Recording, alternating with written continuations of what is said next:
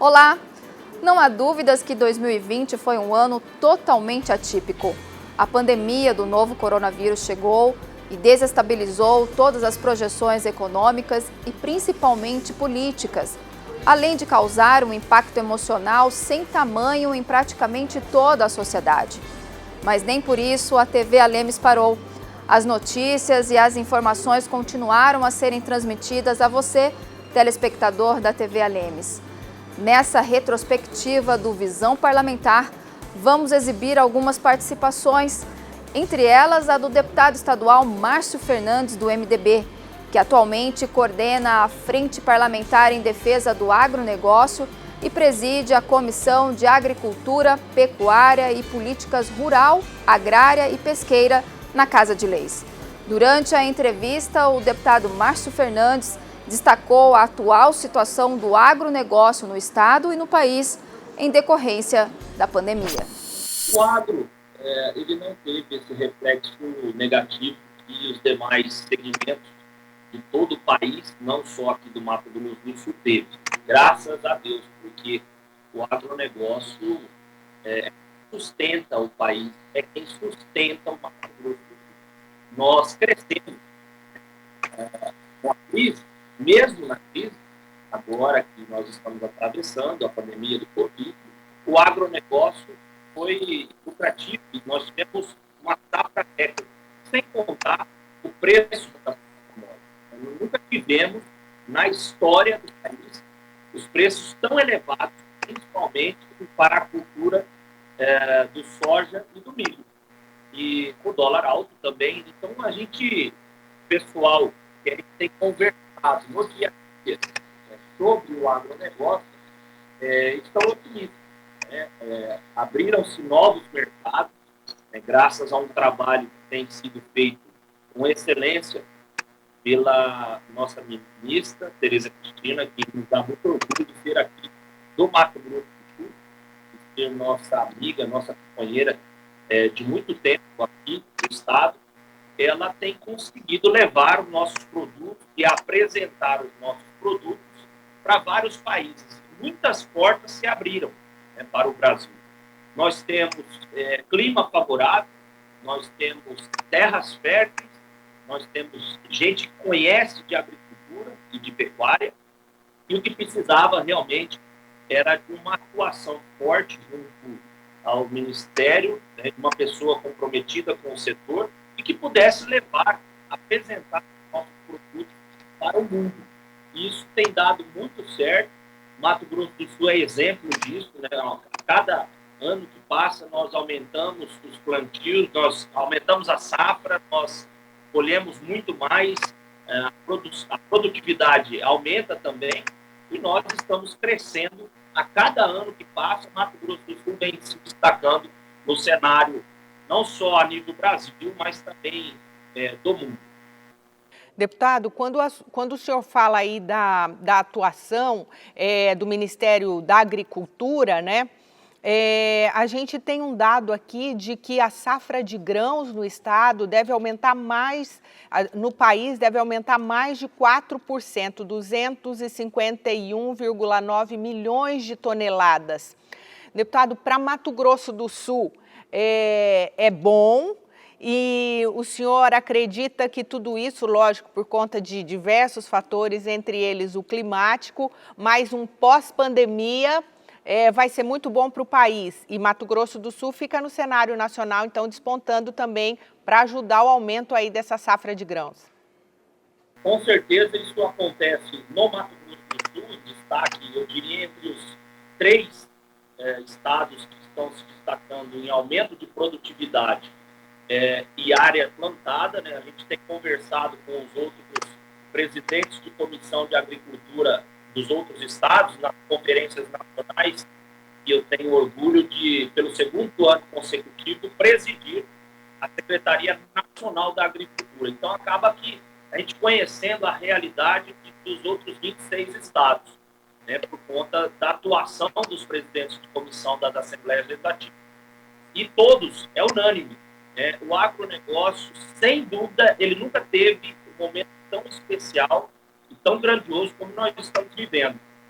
A cada ano todos os estados melhoram na tecnologia, na inovação, nas pesquisas, e isso faz com que a produção seja muito maior, né? Então, a produtividade aumenta, consequentemente, aumenta a rentabilidade e a lucratividade da produção. E se o campo vai bem, as cidades vão bem, né? Porque gira o comércio, o recurso anda, enfim, nós estamos totalmente otimistas com o país, com o estado do Mato Grosso do Sul, com relação ao agronegócio. Em todas as culturas, independente da cultura, nós estamos muito bem avaliados e nós vamos crescer ainda mais. O deputado Pedro Kemp, do PT, também foi um dos entrevistados do programa Visão Parlamentar.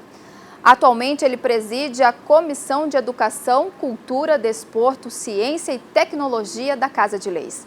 Durante o bate-papo com a jornalista Gláucia Jandre, Kemp falou dos desafios para a educação, as novas aprendizagens para a formação docente e o reconhecimento da importância da relação entre professores e alunos em tempos de pandemia. Bom, nós não esperávamos viver essa situação que nós estamos vivendo aqui no Brasil e no mundo. Nós estamos tendo essa experiência de viver um momento de pandemia em que somos obrigados a ficar no isolamento social.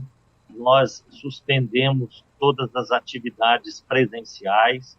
Há uma preocupação muito grande das autoridades sanitárias para que as pessoas reduzam o deslocamento, para não haver aglomeração de pessoas, para não haver o contágio, porque esse vírus se mostrou bastante perigoso, né?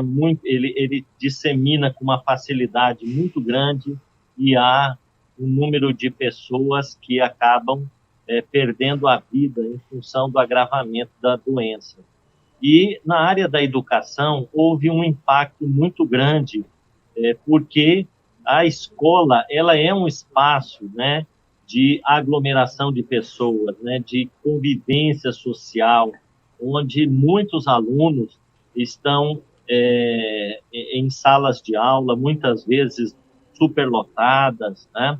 Há uma circulação grande de pessoas, professores, funcionários administrativos, né?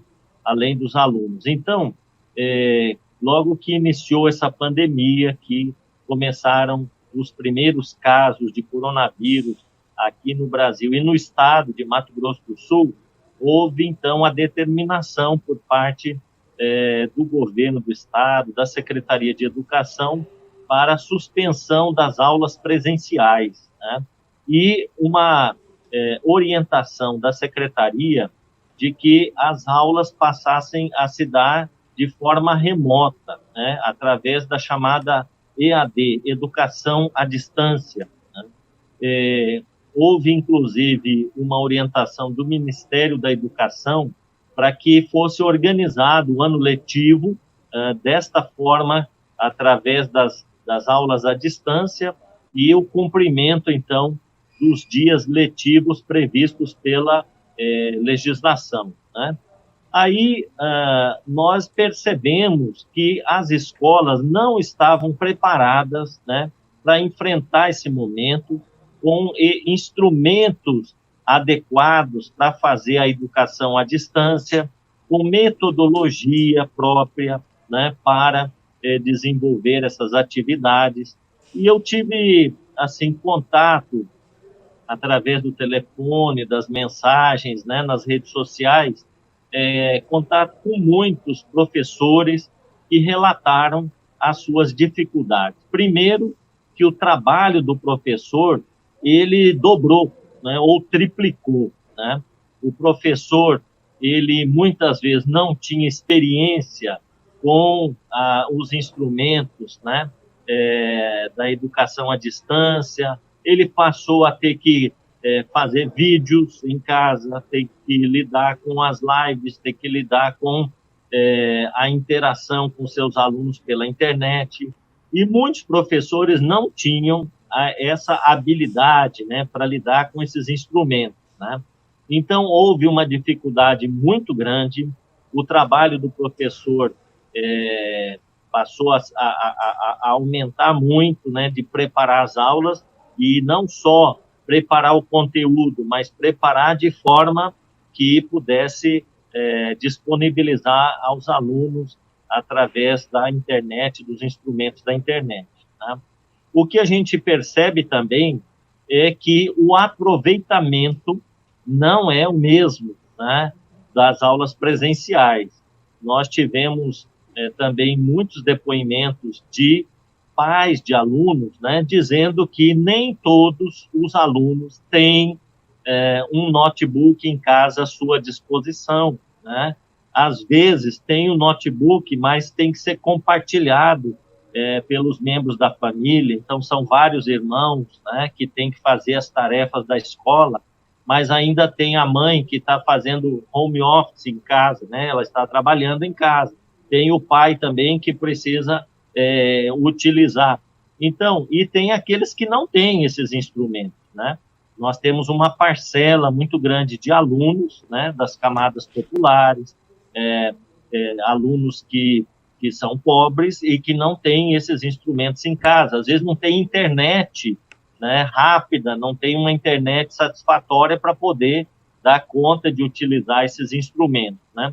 Então, a gente percebeu que essa pandemia, né, pegou muita gente de surpresa, pegou as escolas de surpresa, que não estavam preparadas para desenvolver esse processo da educação à distância, e também deixou muitos alunos em desvantagem. A gente costuma dizer que essa pandemia, ela fez aflorar, revelou ainda mais as grandes desigualdades que nós temos no Brasil, né? De pessoas das camadas populares que estão em desvantagem nesses aspectos e que, portanto, não têm um aproveitamento satisfatório, né, das atividades escolares. O presidente da Comissão Parlamentar de Inquérito, a CPI da Energisa, o deputado Felipe Orro, do PSDB, também participou do programa Visão Parlamentar.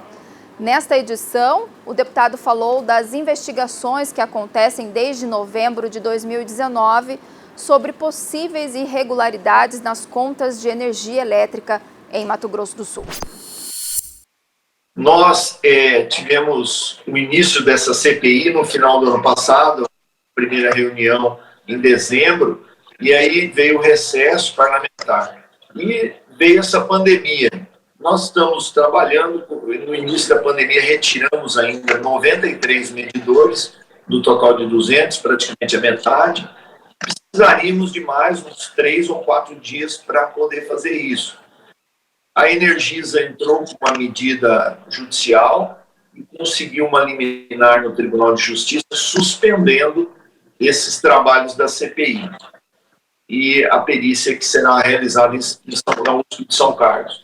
Mas nós recorremos, a Assembleia Legislativa recorreu, protocolizamos o recurso e as provas e esperamos uma decisão favorável da Justiça para podermos retomar esse trabalho.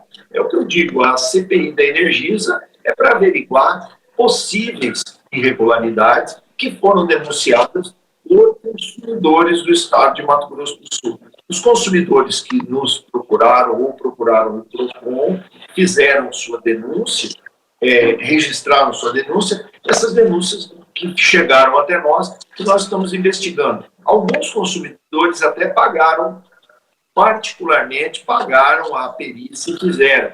E nessas perícias, claro que não oficiais, também foram encontradas medição a maior, irregularidade. E tivemos agora, há uns dias atrás, esse consumidor de Nova Alvorada do Sul, que fez a aferição pelo Inmetro de Mato Grosso do Sul e constatou-se uma medição de 30% a maior. Quer dizer, tudo isso são indícios que nos levam a continuar com a investigação em cima da empresa Energisa, e nós queremos que se averigue, que se detecte as falhas e erros que possivelmente estão ocorrendo na conta dos consumidores de Mato Grosso do Sul. Deputado, a CPI continua recebendo denúncias, quais são os procedimentos aí, né? Quais são os canais para que as pessoas denunciem? Como é que vocês vão mensurar tudo isso? São esses medidores que devem ir para São Paulo, esse medidor de Nova Alvorada do Sul, como é que quando averiguar isso tudo vai dar para mensurar em relação ao Estado? Qual que é a juridicidade disso? Queria que o senhor explicasse um pouquinho. Bem, a USP nos passou que para fazer uma pesquisa válida necessitaria de em torno de 180 medidores. E com essa amostragem permite nos dar o resultado do que seria uma amostra de mais de 1 milhão de consumidores do Estado. Seriam necessários em torno de 180 e nós arredondamos o número para 200 medidores. Eles passaram o valor que ficou dentro de um patamar baixo para esse tipo de serviço, né? A USP é uma universidade pública, uma universidade que é respeitada no Brasil e no mundo todo, e a sua credibilidade, os professores, mestres, doutores, os alunos, etc., do curso de Engenharia Elétrica da USP de São Carlos, nos permitem dizer que será um teste detalhado e que vai permitir à CPI averiguar e ter, com esses resultados, o seu trabalho também principal validado. E por conta da pandemia, deputado, quais são os prazos aí? A CPI pode ter um prazo maior para entregar o relatório final, para terminar os trabalhos? A CPI ainda deve receber novas denúncias? Como é que vocês vão fazer por conta que existe um prazo legal, né, para que a CPI se inicie e termine?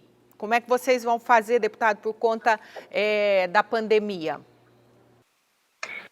Essa pandemia, claro, no início da CPI, no início da retirada dos relógios, das residências, dos medidores, nós tivemos muitas dificuldades e começamos a entrar naquele início da pandemia.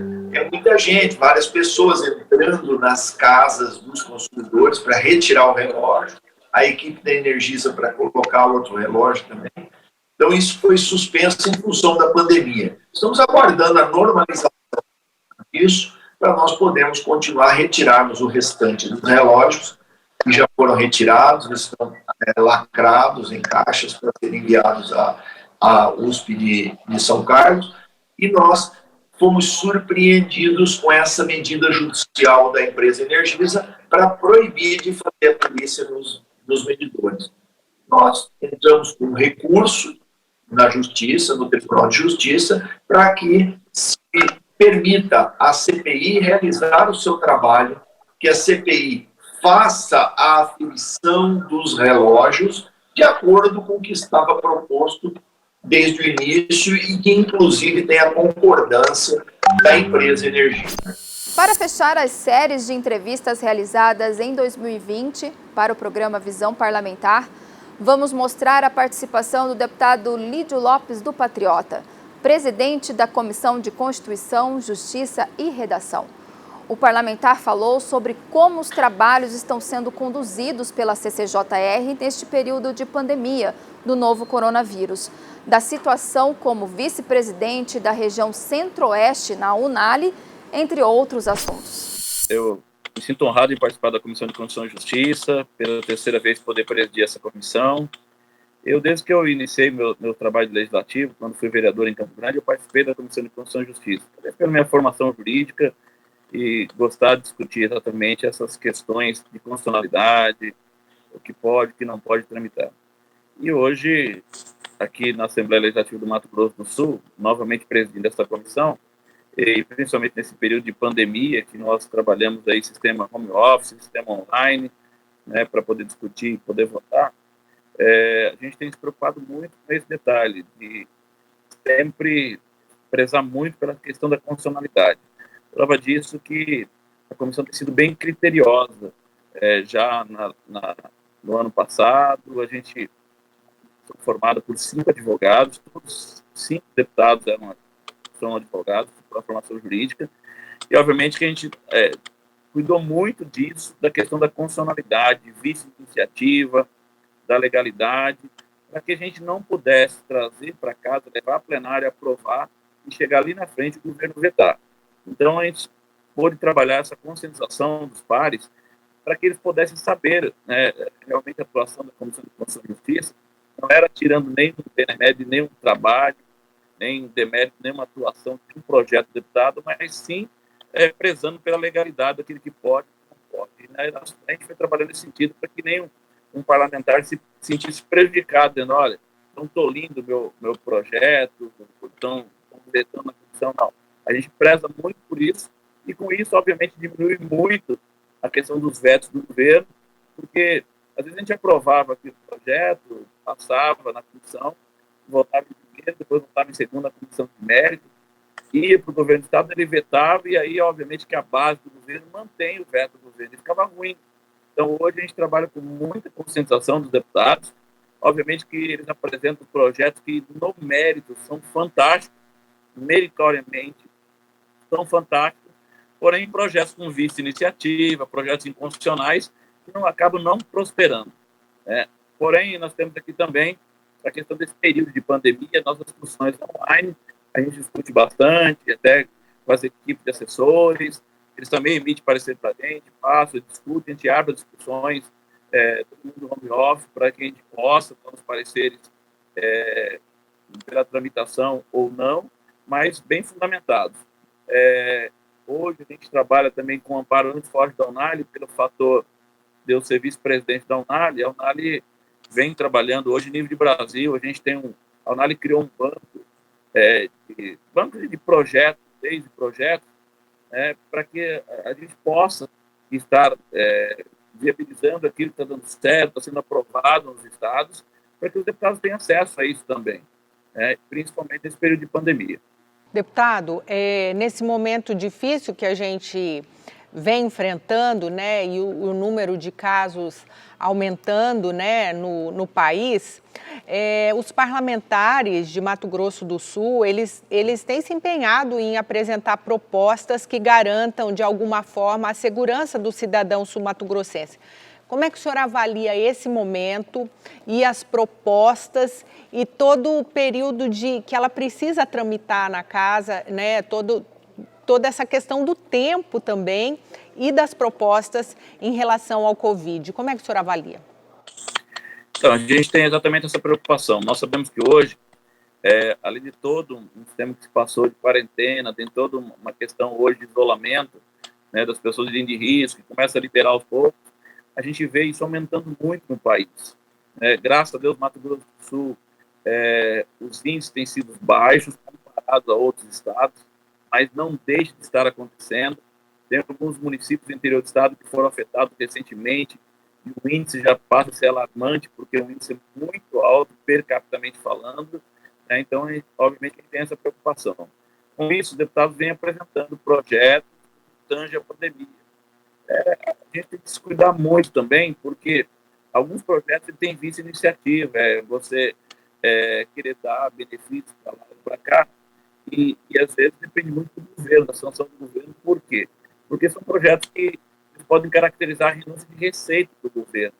Muito embora a gente queira atender a população, né, de dar desconto disso, daquilo, deixar de pagar isso, aquilo, mas para o governo, pelas legislações, acaba, às vezes, ocorrendo de renúncia de receita e até amanhã responder aí por uma questão de probidade administrativa. Então, a gente tem que ter muito cuidado com os projetos, nesse sentido, que não venha trazer esse prejuízo para o Estado. Mato Grosso do Sul ainda é um dos estados que o governo tem preservado muito a questão dos servidores públicos, conseguindo pagar em dia os salários, sem fazer nenhuma redução. A gente não sabe até quando isso vai perdurar, essa pandemia se perdura no país. A grande verdade é que hoje a gente passa uma dificuldade financeira que vem de cima para baixo, a nível de federação, a nível do Brasil, chega nos estados e chega principalmente nos municípios. E com isso vem criando as dificuldades. Então, a gente tem que estar muito atento a isso, para que não sejam projetos só para movimentar classe A ou classe B, ou para alguns segmentos, e às vezes, projetos que eu digo até politiqueiros, porque às vezes você quer atender um segmento, você acaba apresentando um projeto, mas você não tem a dimensão do que você pode prejudicar outras categorias. Alguns projetos foram apresentados aqui. Você acabou de conferir com a gente os principais temas discutidos em 2020 aqui na Assembleia Legislativa de Mato Grosso do Sul, no programa Visão Parlamentar. Obrigada pela sua audiência e a gente se vê numa próxima edição.